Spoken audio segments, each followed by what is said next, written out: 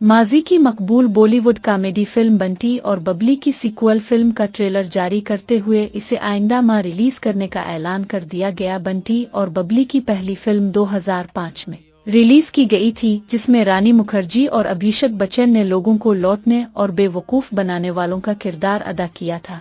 पहली फिल्म की शानदार कामयाबी के बाद यश राज फिल्म्स ने इसका सीक्वल बनाने का ऐलान तो किया था, मगर दूसरी फिल्म बनने में 16 साल का अरसा लगा और अब नई फिल्म का ट्रेलर जारी कर दिया गया।